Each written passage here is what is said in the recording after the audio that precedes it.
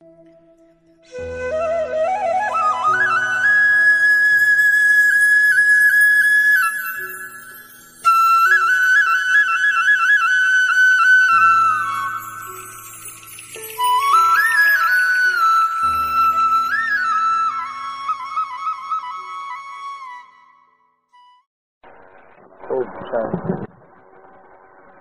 अग्रवाणी चल रही थी 13 रूबानियों की। महाराज की दादी और तथा मुख्य भाइयों से बातचीत हुई। आज पार्टी से मुलाकात। सभी के दिल की बातें दिलाराम के पास बहुत तीव्र गति से पहुंच जाती हैं। आप लोग संकल्प करते हो और बाप दादा के पास पहुंच जाता है। बाप दादा भी सभी के अपने अपने विधि पूर्वक संकल्प, सेवा और स्थिति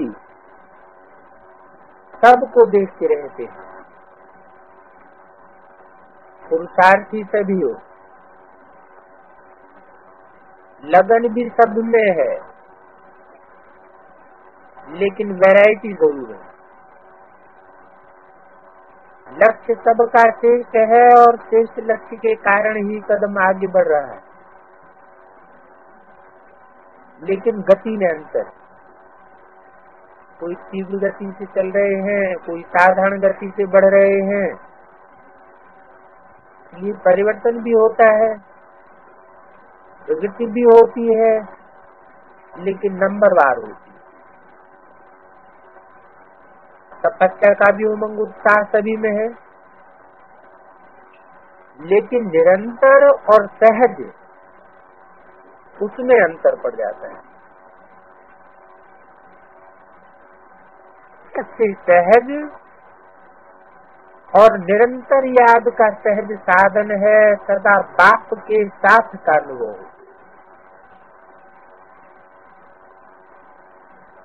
बाप के साथ का सदा और सहज अनुभव किनको होगा? है प्रैक्टिकल वालों को या इम्प्रैक्टिकल वालों को? प्रैक्टिकल में बाप के साथ रहे पड़े होंगे। अगर सच्चे दिल के पुरुषार्थी हैं तो जरूर उनको सहज याद और निरंतर याद का अनुभव होगा।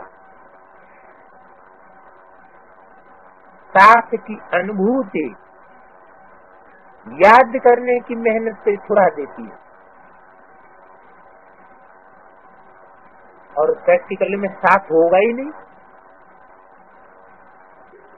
और दिल की प्रीति होगी ही नहीं। चलो प्रैक्टिकल में साथ हो, लेकिन दिल की प्रीति न हो तो भी सहज याद और निरंतर याद नहीं आ सकती। जब साथ है तो याद तो रहेगी ना। फिर भी कितनी भी दिल की प्रीति न हो, लेकिन अगर साथ है तो याद तो कुछ न कुछ जरूर रहेगी। और साथ सिर्फ ऐसे नहीं है कि साथ में कोई बैठा है, लेकिन साथी अर्थात मददगार। बल बैठा न हो साथ में, लेकिन मददगार तो हो, विरोधी रूप में तो न हो। साथ वाला अपने काम में बिजी होने से भूल सकता है, लेकिन साथी नहीं भूलता। तो हर कर्म में बाप का साथ साथी रूप में है। साथ देने वाला कभी नहीं भूलता है। साथ है, साथी है, और ऐसा साथी है जो कर्म को सहज कर्म कराने वाला है।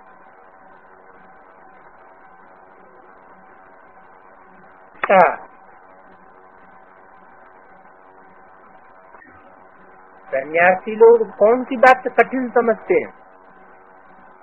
हैं? घर गृहस्थ में रहते पवित्र रहने को बहुत कठिन समझते हैं, और जो दुनिया और सन्यासी कठिन समझते हैं, उस कठिन बात को भी परमात्मा का साथ सहज और निरंतर बना देता है। तो ऐसा साथी कैसे भूल सकता है? साधारण रीति से भी अगर कोई भी कार्य में कोई सहयोग देता है तो उसके लिए बार बार दिल में शुक्रिया गाया जाता है।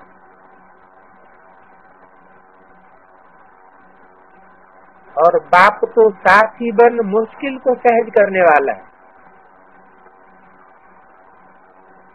साधारण रीति नहीं, असाधारण बात को भी असाधारण रीति से मुश्किल को सहज करने वाला है। तो ऐसा साथी कैसे भूल सकता है? अच्छा, 2592 का प्रातः क्लास गीत है हमारे तीर्थ न्यारे।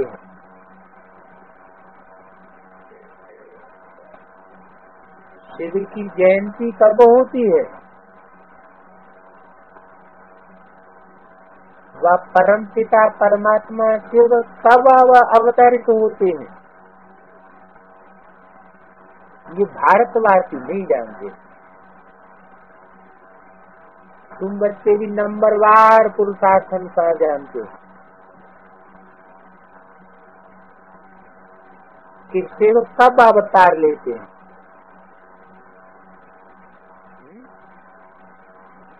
भारतवासी नहीं जानते तो कि तुम बच्चे क्या भारतवासी नहीं हो क्या? है?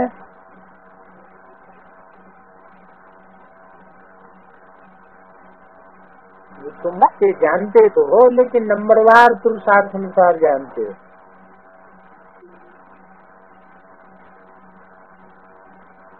गाते हैं रात्रि को अवतार लिया, परंतु कौन सी रात्रि? क्या यह जो कामन रात दिन होते हैं वो रात्रि?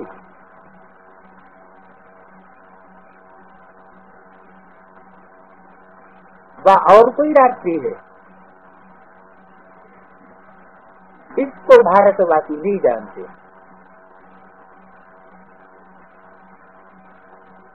कामन रात्रि तो होती रहती है, रोज होती है, और हर युग में होती ही आई है।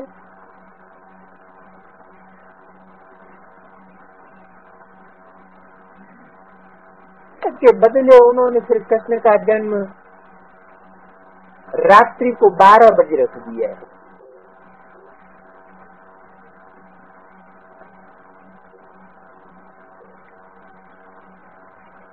इसके बदले कृष्ण का रात्रि के 12 बजे जन्म क्यों रख दिया?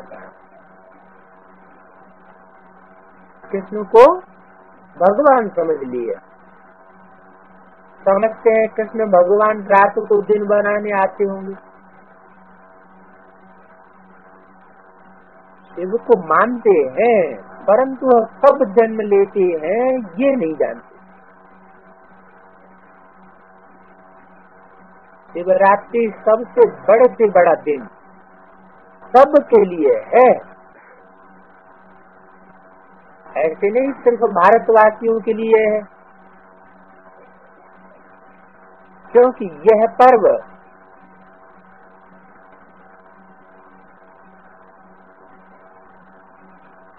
विश्व का सदगति दाता है।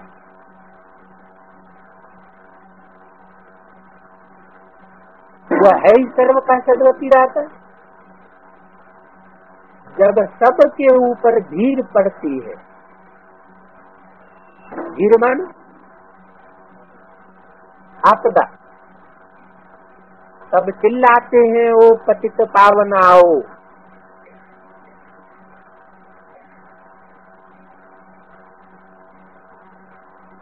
गॉड फादर रहम करो। कब की बात है? संगम युग में। संगम युग में तो सब कहाँ चिल्लाते हैं, जैसे वो तो काम करके चला गया, तो नई दुनिया हमें स्थापन करनी है, तो बुलाने की दरकार कहाँ रह गई है?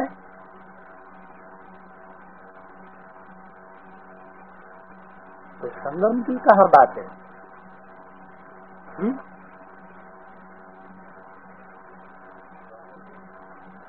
द्वापर की बात है।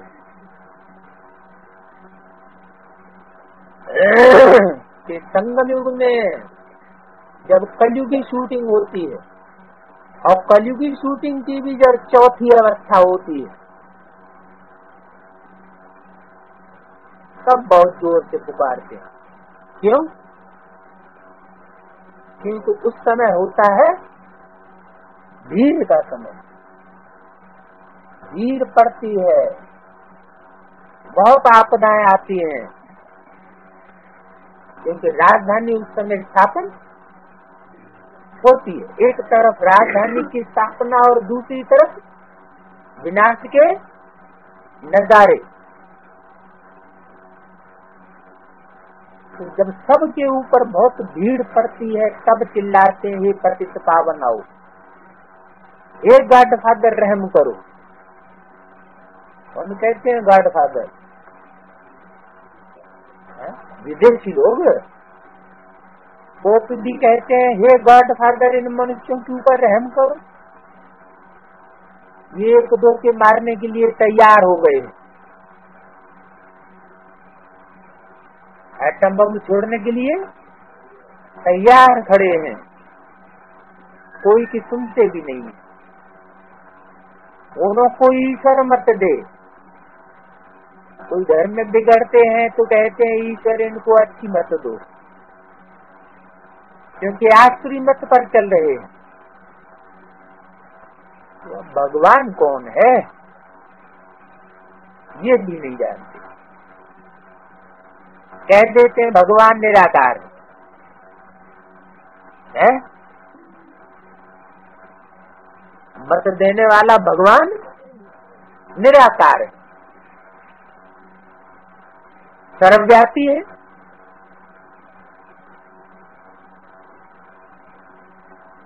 फिर तो कोई बात ही नहीं ठहरती। जब निराकार है, उसका नाम रूप देश काल आकार है नहीं, तो फिर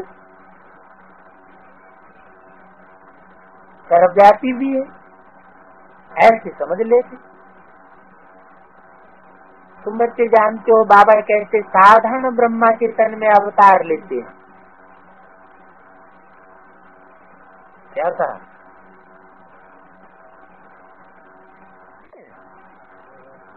साधारण ब्रह्मा के तन में, साधारण ब्रह्मा का तन,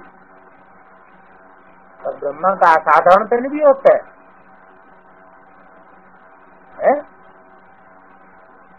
ब्रह्मा कहाँ पैदा हुआ ये भारतवासी नहीं जानते। नहीं जानते हैं तो चित्र कैसे बना दिया है? चित्र नहीं बनाया, चित्र तो बनाया है। क्या चित्र बनाया है? विष्णु की नाभि से कमल निकला, और कमल से ब्रह्मा की उत्पत्ति हुई। तो कमल का मतलब है कमल फूल समान जैसी जीवन, और उसकी पैदाइश हुई ब्रह्मा।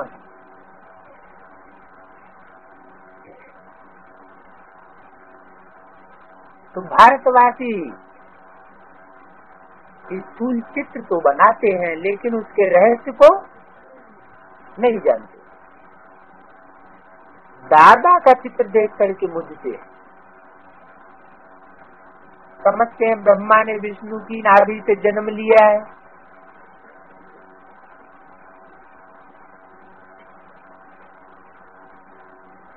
नाभि से जन्म तो किस्सा हो नहीं सकता क्या? तो नाभि से तो नहीं होता।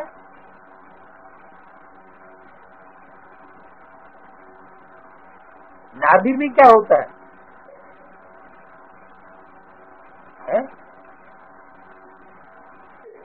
नाभि में सारे शरीर की नस नाड़ियां 16,000 नस नाड़ियों का केंद्र होता है।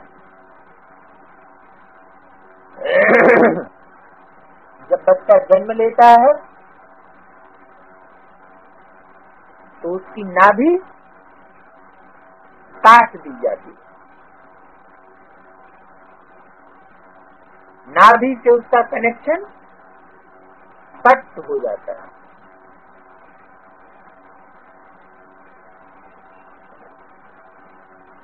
विष्णु की नाभि से ब्रह्मा पैदा हुआ।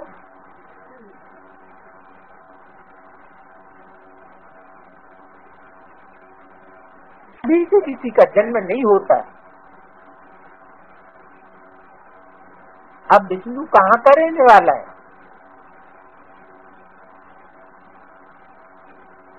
इसकी बायोग्राफी को तो जानते नहीं है। क्या ब्रह्मा द्वारा विष्णु ने सब वेदों का सार सुनाया?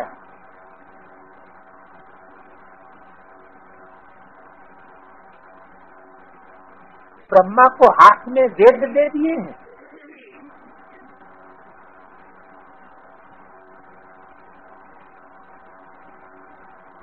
ही नहीं हो सकता। बाप समझाते तो बच्चों को देही अभिमानी होकर यहाँ बैठना है।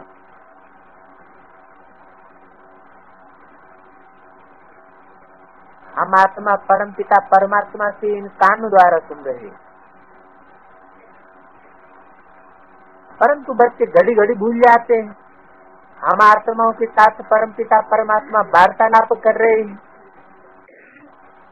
जो सबके सदगति दाता ज्ञान का सागर है, जो बैठ बच्चों को पढ़ाते हैं। बच्चे क्या भूल जाते हैं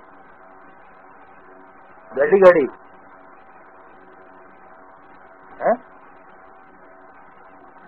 यही खास बात भूल जाते हैं कि परमात्मा बाप हमको बैठ कर पढ़ाते हैं, वार्तालाप करते हैं। ये सिवाय तुम्हारे किसी और बुद्धि में बैठ नहीं सकता, इसलिए इतना रिगार्ड नहीं रखते हैं। रिगार्ड न रखने का कारण क्या? यही बात बुद्धि से खिसक जाती है। साधारण मनुष्य तन को देखते हैं, परमात्मा को नहीं देखते, नहीं देख पाते। अगर निश्चय है कि भगवान पढ़ाते हैं तो ये पढ़ाई एक सेकंड भी नहीं छोड़ सकते। लगातार बुद्धि इसी तरफ लगी रहे। ये पढ़ाई आधा पौना घंटा चलती है।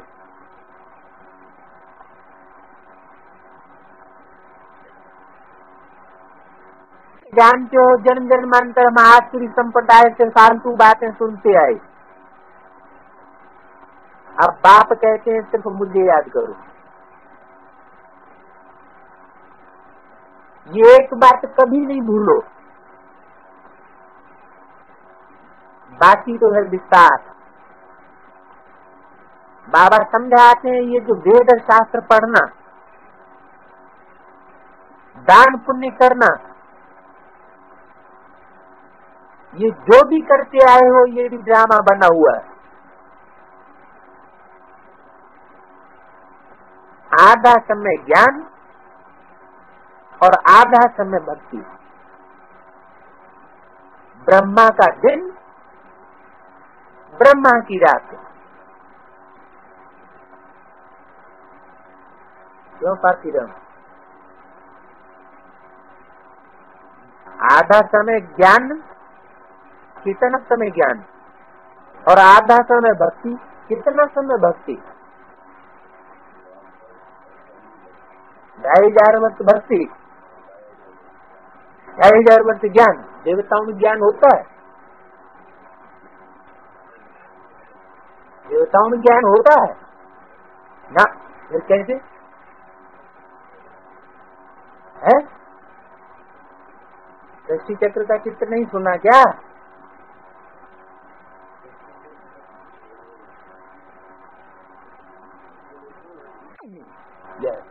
क्या किया अजय भाई? है क्यों अरुण भाई? दृष्टि चक्र का चित्र नहीं सुना? सुना तो बताओ कि आधा समय ज्ञान और आधा समय भक्ति। आधा समय ज्ञान अर्थात तो ब्रह्मा का दिन। हाँ, ब्रह्मा का दिन और ब्रह्मा की रात। सत्युग त्रेता द्वापर कलयुग में तो ब्रह्मा तो होता ही नहीं। तो सत्युग त्रेता में ब्रह्मा का दिन और द्वापर कलयुग में ब्रह्मा की रात। वहाँ 2500 वर्ष की तो बात है ही नहीं।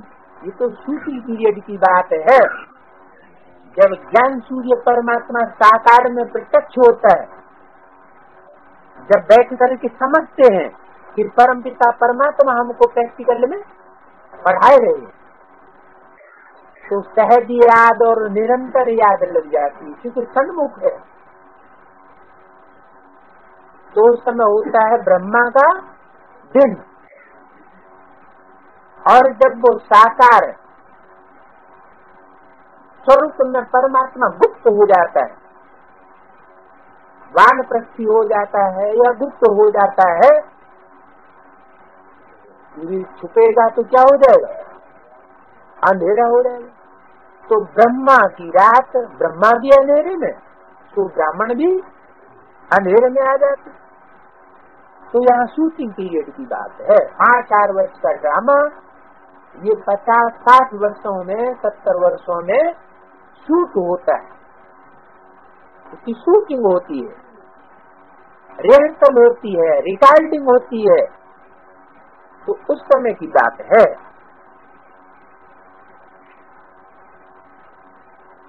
तो ये एक बात कभी भूलो नहीं। क्या बात नहीं भूलो? कि हमको कौन पढ़ाते हैं? भगवान पढ़ा। अगर ये एक बात भूल गए तो समझ लो ज्ञान सूर्य के प्रकाश से कहाँ पहुंच गए? अज्ञान अंधकार में पहुंच गए। ब्रह्मा का दिन और ब्रह्मा की रात, ये कामन दिन रात तो जानवर भी जानते हैं, परंतु यह ब्रह्मा का दिन रात तो बड़े बड़े विद्वान भी नहीं जानते। क्या था? तुम बच्चों को गृहस्थ व्यवहार में रहते, धंधा आदि करते, पढ़ना भी जरूरी है।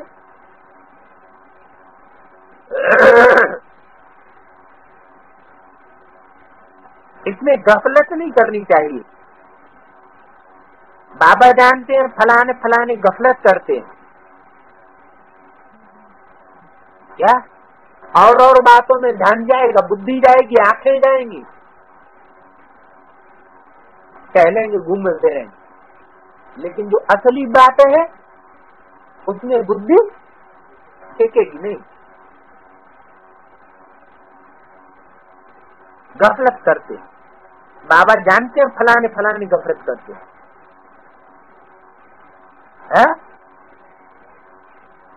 नाम भी आगे चल के बताते जाएंगे। रेगुलर पढ़ते नहीं है तो नापास हो जाएंगे।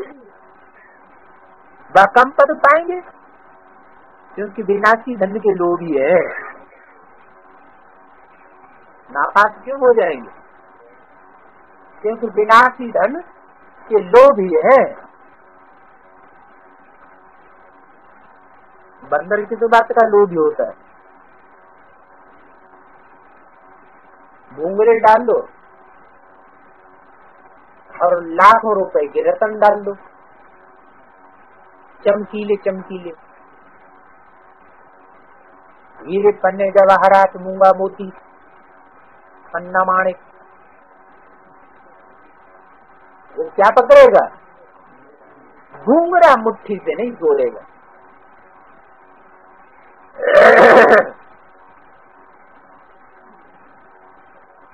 उन्होंने बहुत पैसे इकट्ठे किए हैं, उन्हों की पिछाड़ी गवर्नमेंट भी पड़ी हुई है।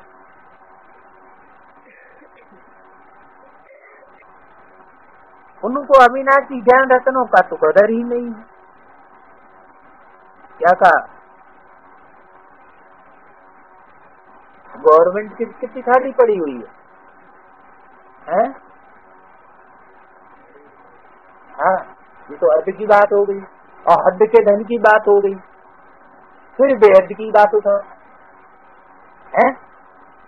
गवर्नमेंट किन्हों की पिछाड़ी पड़ी हुई है? यही कुछ बुलाते हैं। अच्छा, उनके पास बेहद का धन है?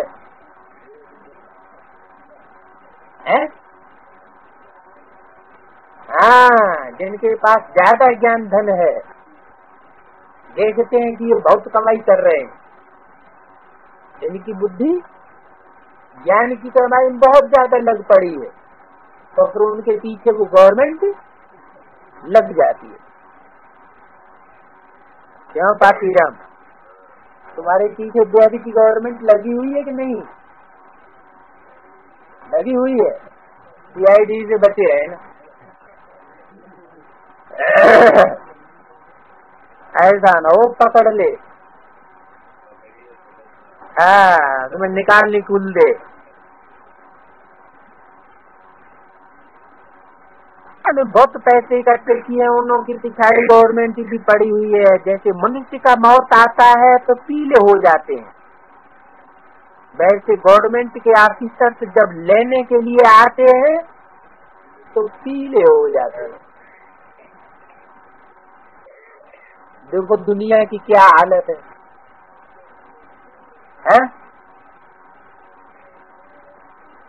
बाप समझाते हैं बच्चे समय बहुत थोड़ा है, इसे मृत्यु लोक को नरक कहा जाता है।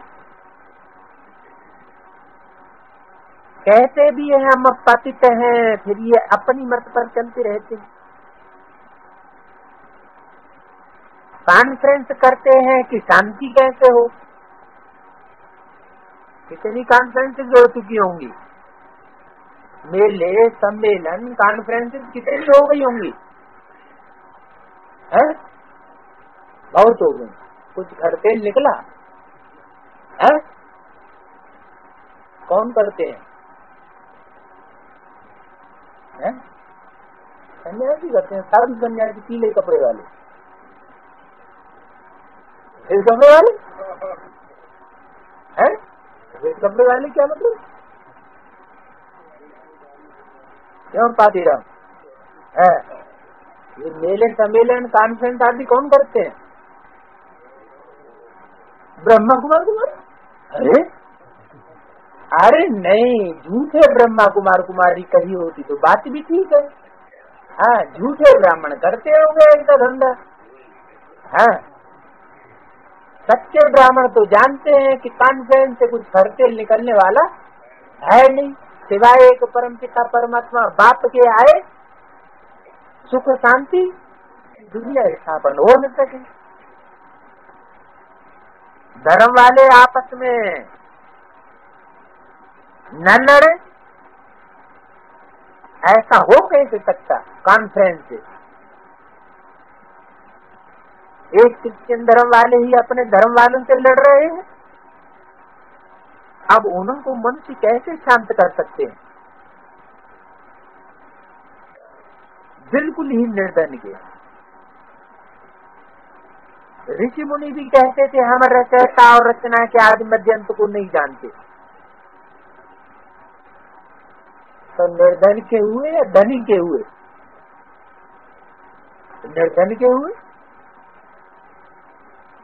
मालिक को मानते हो तो जानना चाहिए ना।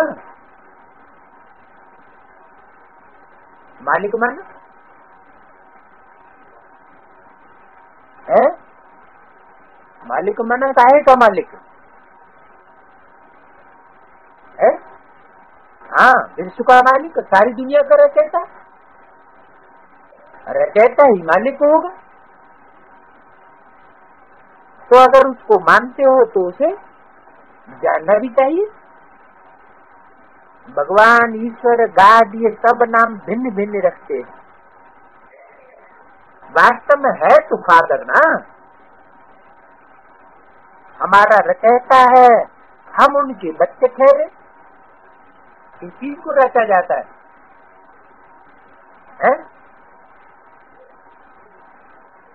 जो चीज अनादि होती है उसको रचा जाता है, ये जो चीज अनादि नहीं होती है उसको रचा जाता है। अनादि आत्मा है, उसको रचा जाएगा नहीं। हाँ, मनुष्यों की रचना होती, मनुष्य सृष्टि की रचना होती है। कौन रचते हैं? हम परम पिता परमात्मा की फैमिली है। फैमिली हम किसकी है?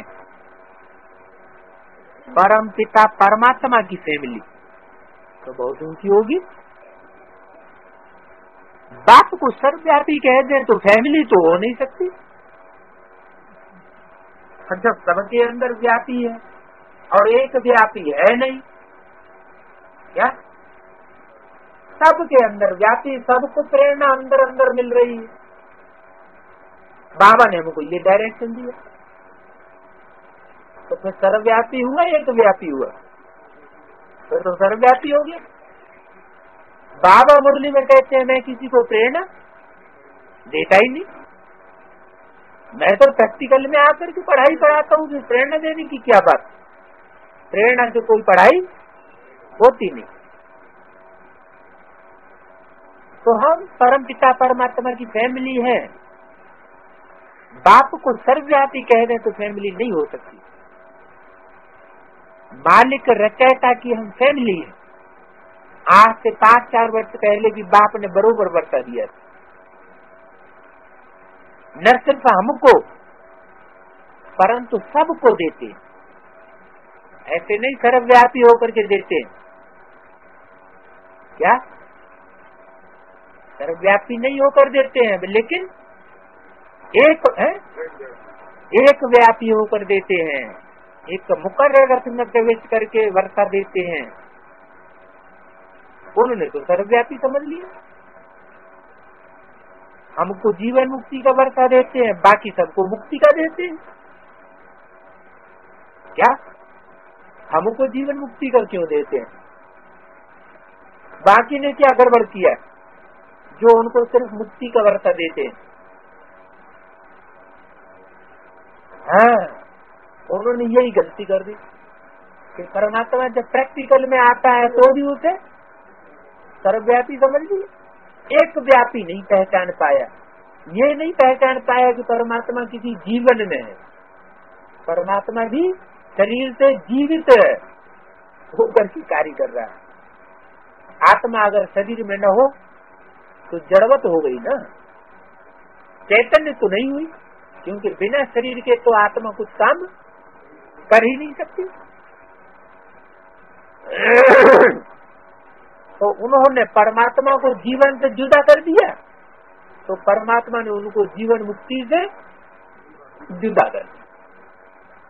तो हमको जीवन मुक्ति का वर्षा देते हैं, बाकी सबको मुक्ति का वर्षा।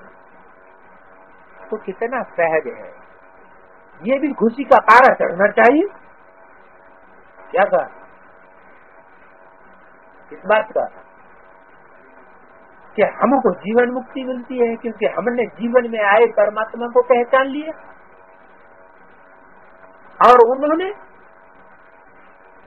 उन्होंने जीवित परमात्मा को नहीं पहचान पाया। बस किसको याद करते हैं? बिंदु। अब बिंदु बिंदु तो 500-600 करोड़ आत्मा ही नहीं, दुनिया के कीट पर पक्षी पतंगे सब बिंदु है। क्या अरबों खरबों, अब उनमें कौन सी बिंदी परमात्मा है, कौन सी बिंदी की याद करते, कैसे पता पड़े? तो बुद्धि भटक जाएगी या एक ठिकाने रहेगी? तो यहाँ तो कितना सहज है। जब सहज है तो निरंतर भी याद हो सकती है, तो ये भी खुशी का पारा चढ़ना चाहिए। परंतु अहो मम माया, यहाँ से बाहर जाते हैं तो माया बुलाए।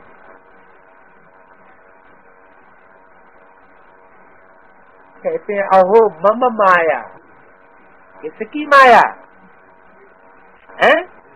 मम माया। किसने कहा? बाबा ने कहा मेरी माया बेटी। बाप को भूल जाते हैं।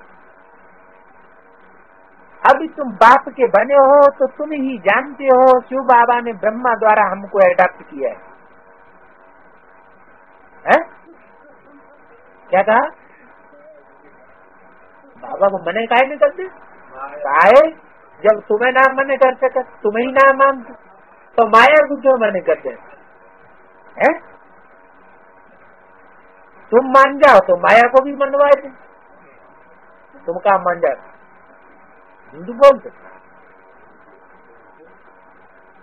अब राम कुमारी भी बोल रहे हैं, सब मालूम कर। बाप को ही भूल जाते हैं। अभी तुम बाप के बने हो तो तुम ही जानते हो शिव बाबा ने ब्रह्मा द्वारा हमको एडॉप्ट किया है। किस द्वारा एडॉप्ट किया है? तुम जानते हो कि शिव बाबा ने ब्रह्मा द्वारा हमको एडॉप्ट किया है। क्या? कि ब्रह्मा कुमार कुमारियों द्वारा एडॉप्ट किया है। क्यों पातीराम? तुम्हें ब्रह्मा द्वारा एडॉप्ट किया है? द्वारा कौन है? मीडिया कौन है? अब तो बिरिया है तो भैया, अब तो बेटी बाप है की है। कहा कही नाक पकड़ के। अभी तुम बाप के बने हो, तुम ही जानते हो शिव बाबा ने ब्रह्मा द्वारा हमको एडॉप्ट किया है। तुम जानते हो, वो नहीं जानते। क्या कहा? तुम जानते हो कि बाप ने हमको ब्रह्मा द्वारा एडॉप्ट किया। एडॉप्ट करना माना? हाँ, स्वीकार किया है, अपना बनाया है।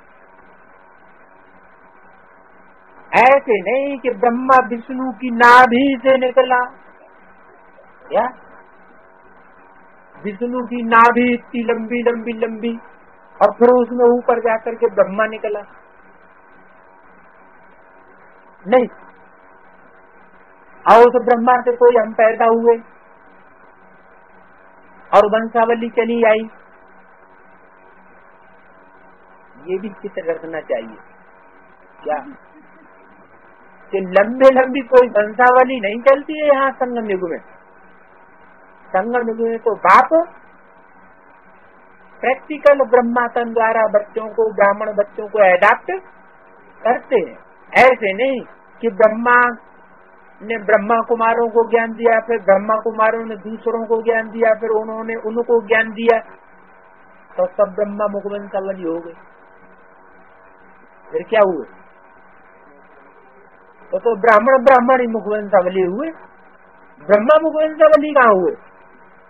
क्यों पातीराम? तुम किसके मुखवंशावली हो? कहाँ है ब्रह्मा? जब अरे अब तो कहते अब करना है, घड़ी घड़ी गिरगिट कितने रंग बदलते हैं। क्या? सही जब शीशा को महल हुआ है जहाँ कोई छिप नहीं सकता फिर। हाँ जो याद देखियो। हाँ बाप है सबसे बड़ा दर्पण, और तो छोटे छोटे दर्पण है, उनमें तो चेहरा दिखाई पड़े न पड़े, लेकिन हाँ अभी तुम बाप के बने हो, तुम ही जानते हो। शिव बाबा ने ब्रह्मा द्वारा हमको अडॉप्ट किया है। किसके द्वारा अडॉप्ट किया है? ब्रह्मा द्वारा। ऐसे नहीं कि ब्रह्मा विष्णु की नाभि से निकला।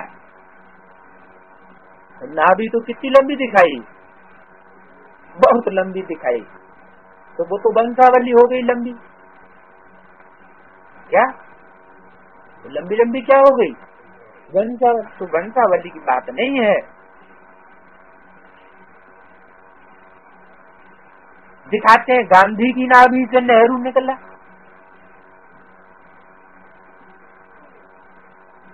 अब विष्णु की नाभि से ब्रह्मा कैसे निकलेगा?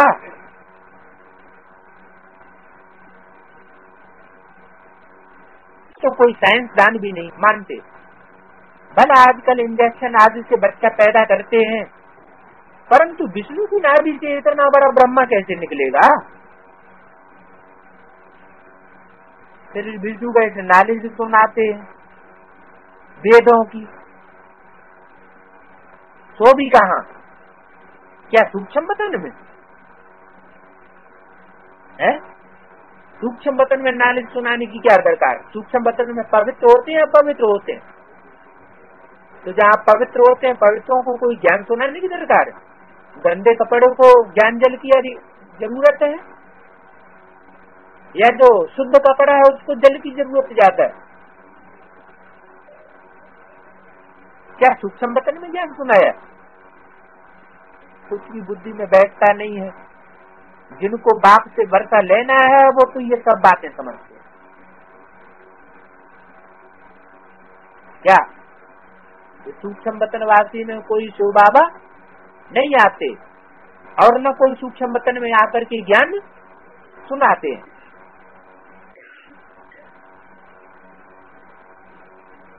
सब बातें बच्चे समझते हैं, बाकी सब कह देते हैं ये तो कल्पना। अब बच्चे तो मानते हैं बरोबर बाबा सत्य सुनाते हैं, और तुम ब्राह्मणों को फिर जाकर सबको सच्ची गीता सुनानी है। झूठी गीता कौन सी होती है और सच्ची गीता कौन सी होती है?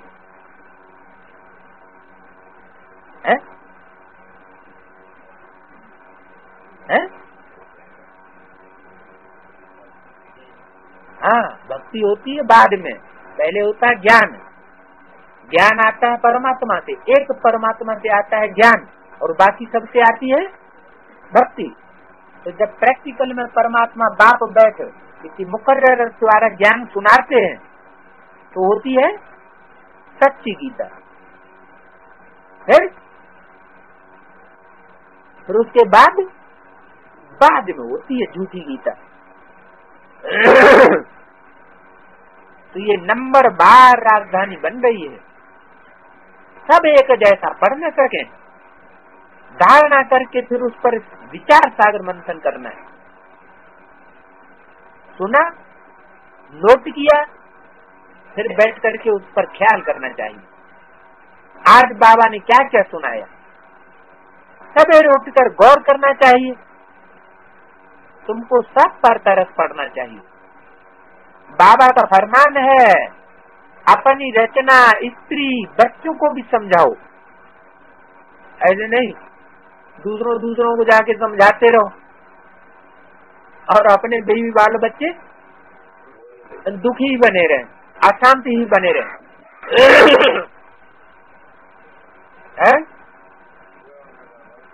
है?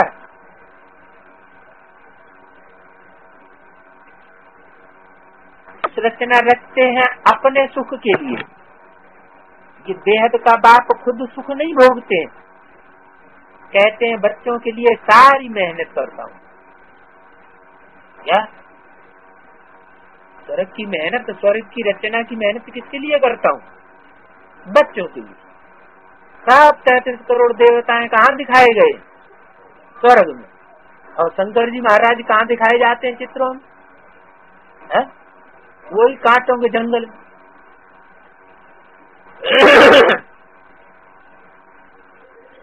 ये सारी मेहनत करता हूँ बच्चों के लिए, तो जब धारणा हो तो नशा चढ़े, तब किसको इंजेक्शन लगा सकते हैं। बाबा के मिसल रहम दिल बनना है, आसुरी मत से सबको छुड़ाना है। क्या जो असुरों की मत में फंसे हुए हैं उनको छुड़ाना है? हाँ? ले अभी कह रहे हैं कि अपने बीवी बाल बच्चों की, अपने घर वालों की सर्विस करना है। अभी कहते हैं आसुरी मत में जो फंसे हुए हैं उनको छुड़ाना। ये क्या बात हो गई है? कौन? हाँ, आसुरी मत में कौन फंसे हुए हैं? अपने ब्राह्मण परिवार के, अपने घर के भांति जो है, जो बाबा के बच्चे बने, वो कहाँ फंस गए? आसुरी मत में फंसे हुए। तो उनको उनसे छुड़ाना है। कितनी भारी दुश्मनी है राम और रावण की। छोटी मोटी दुश्मनी नहीं है, भारी दुश्मनी है। यह है रावण राज्य और वो होगा राम राज्य। मनुष्य तो कुछ नहीं जानते कि पतित कौन बनाते हैं और पावन कौन बनाते हैं। क्या मनुष्य नहीं जानते हैं कि बेविचारी कौन बनाता है और अब बेविचारी कौन बनाता है?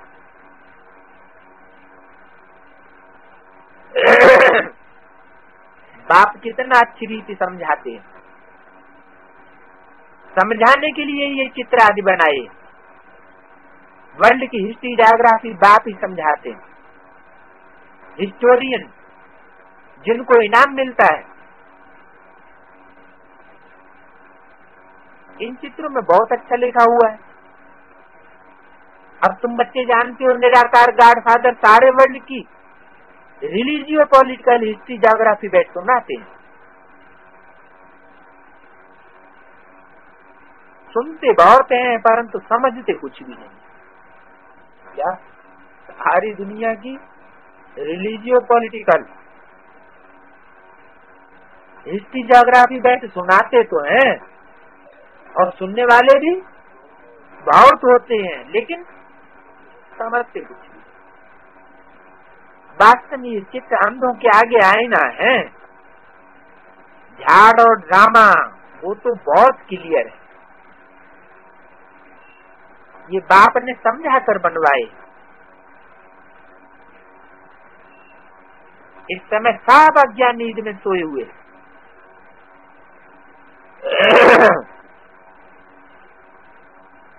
तुम बच्चे रूहानी यात्रा पर ले जाते हो, रूहानी राही बनाने के लिए कितना ज्ञान देना पड़े, बुद्धि स्वच्छ चाहिए। इस पुरानी दुनिया से एकदम उपराम स्वच्छ बुद्धि किसे कहेंगे? इस पुरानी दुनिया से जो बुद्धि उपराम हो वो हुई स्वच्छ, और इसी दुनिया में लगी पड़ी रहे तो हो गई अस्वच्छ। जब इस दुनिया में नहीं लगेगी, रहते तो इस दुनिया में, और बुद्धि इस दुनिया में लगेगी नहीं तो कहाँ लगेगी? हाँ, नई दुनिया की याद में लगे।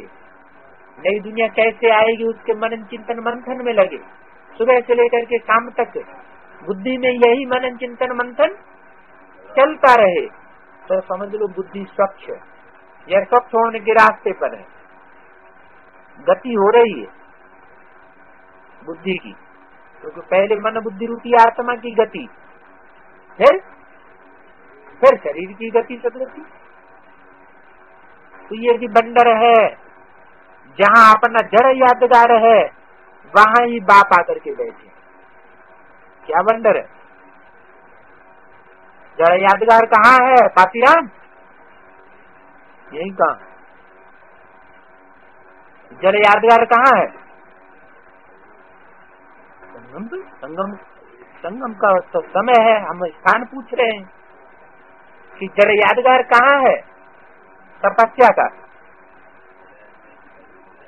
अरे हम स्थान पूछ रहे हैं तो तुम, हाँ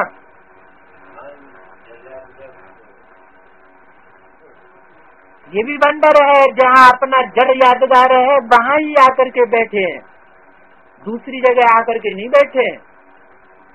तो कहाँ यादगार है जड़? जड़ यादगार मंदिर को कहा जाता है, तो कहाँ है? दिलवाड़ा मंदिर, तो वहाँ आकर के बैठे हैं। दिलवाड़ा मंदिर कहाँ है? माउंट आबू, तो माउंट आबू में आकर बैठे हैं क्या? जल्दी जल्दी बताओ पातीराम, फिर आगे बढ़े।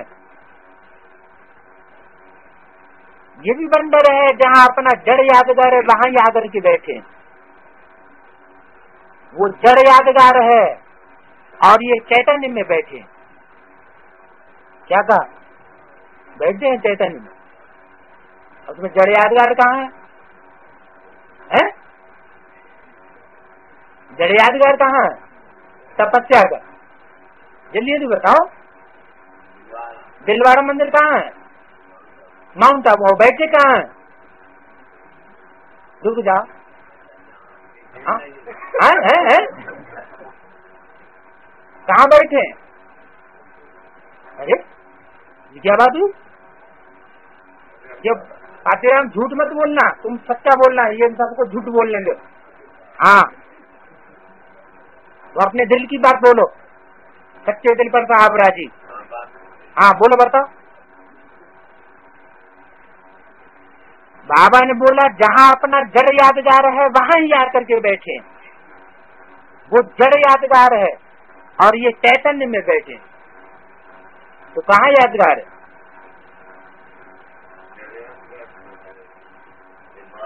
दिलवाड़ा मंदिर माउंट आबू में, तो कहाँ आकर बैठे? ये कोई बात हुई? यहाँ तो ये कहा कि जहाँ जड़ यादगार है वहाँ आकर के बैठे हैं। जब माउंट आबू में जड़ यादगार है तो माउंट आबू में आकर के बैठना चाहिए। जहाँ अपना जड़ यादगार है वहाँ ही आकर के बैठे हैं, दूसरी जगह नहीं। मुरली में क्या बोला? मत बोलो तुम, उल्टा उल्टा बोलते हो फिर। हाँ बोलो।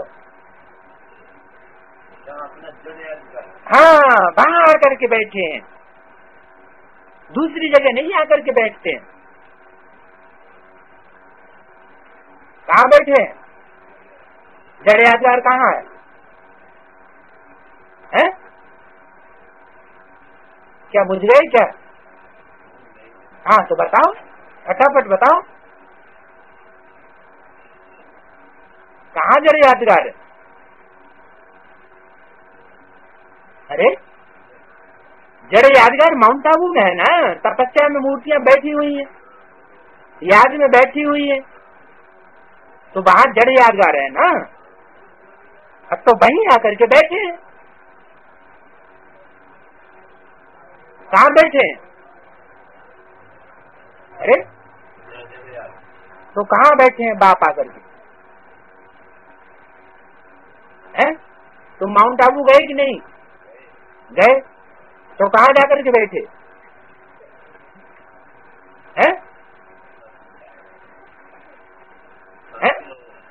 हाँ सुख शांति भवन में बैठे ना। अच्छा तो वहाँ बाप का ही यादगार है ना। जहाँ अपना जड़ यादगार है वहीं आकर के बैठे, वो जड़ है, ये चैतन्य है, तो वहाँ चैतन्य में बाप हुआ ना। है? हाँ कहाँ? माउंट आबू में।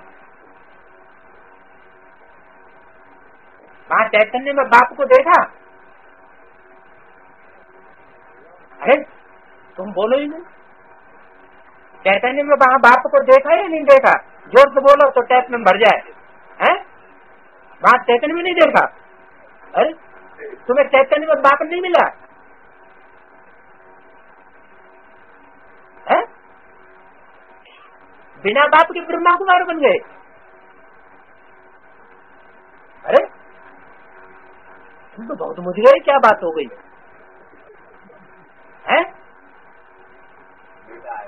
कहाँ है फिर चैतन्य में बाप कहाँ है? हैं? कहाँ मिला? सामने। तो सामने वो स्थान कौन सा है? उस स्थान का नाम क्या कहा जाता है? कंपिल। और जड़ यादगार कहाँ है? बाबा ने, तुम उल्टी बात बोलते हो, ये तो झूठी बात हो गई।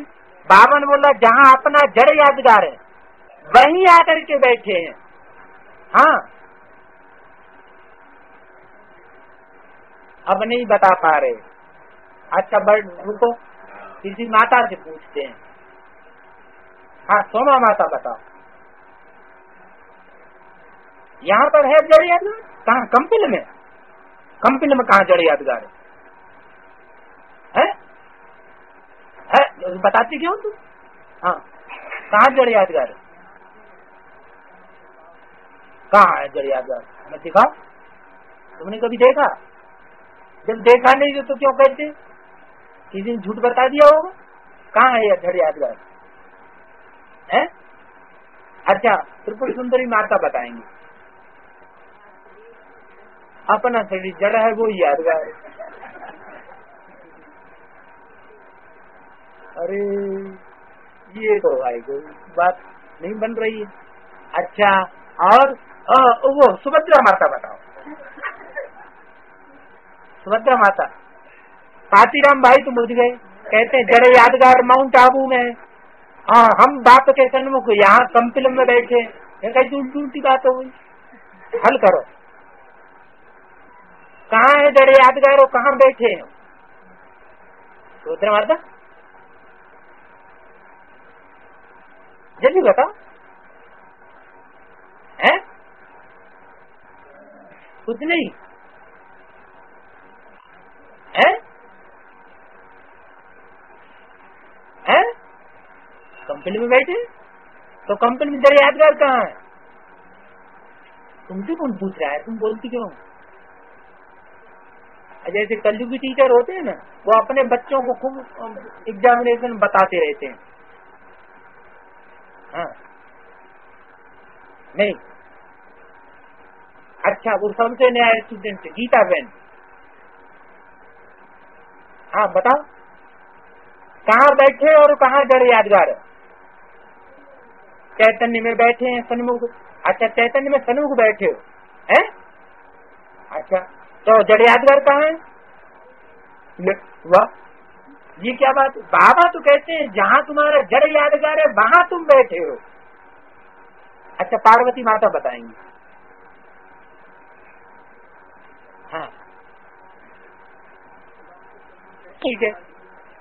हाँ है? मन मंदिर आत्मा ही है, जड़ मंदिर। तो मन जड़ होता है कि चैतन्य होता है? तो मन चैतन्य होता है या जड़ होता है? तो मन ही मंदिर होता है, तो मन जड़ है या चैतन्य है? मन चैतन्य है, यहाँ पे जड़ मंदिर की यादगार की बात है। हाँ, जहाँ तुम बैठे हो वो जड़ यादगार है वहाँ, और वहीं तुम बैठे हो। हाँ, बाप के चलो। हाँ, तो कहाँ जड़ यादगार है? यहाँ तो जड़ यादगार नहीं है।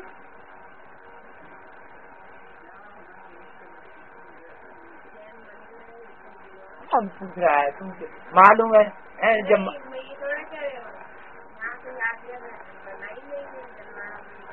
बड़ा मंदिर बना ही नहीं, यादगार में क्या होता है?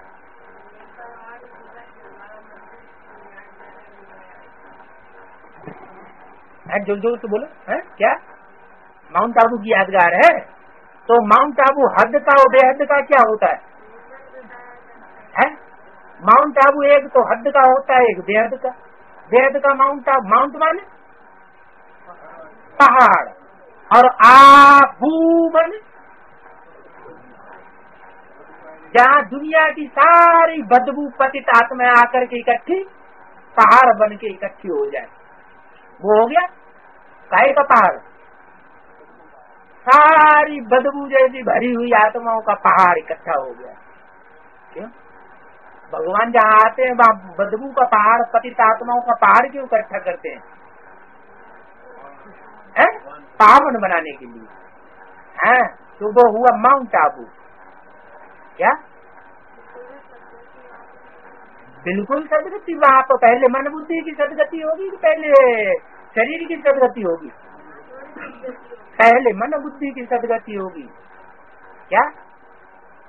इसलिए बोला तुम्हारे ऐसे गंदे गांव में आता हूँ जहाँ के लोगों को खाने के लिए रोटी भी नहीं मिलती, पहले तुम्हारे गांव को आकर के क्या बनाता हूँ? स्वर्ग बनाता हूँ, फिर दुनिया को बनाता हूँ। तो है तो जहाँ जड़ यादगार मंदिर, वहाँ जड़ यादगार मंदिर जरूर होना चाहिए तपस्या का। तो दो तरह की मूर्तियों का मंदिर है, एक सफेद मूर्तियों का जो तपस्या में बैठी है, और दूसरी काली मूर्तियों का। काली मूर्तियां ज्ञान में तो चलती हैं लेकिन काले कर्म करती हैं, काला मुंह जरूर करेंगे। तो वो काली मूर्तियों का मंदिर, वो ऊंची स्टेज में दिखाया गया है, वो मंदिर ऊंचा है। वो बड़े दिलवाड़ा मंदिर में भी, तो यहाँ छोटा दिलवाड़ा मंदिर है यादगार में, यहाँ भी दिखाया गया।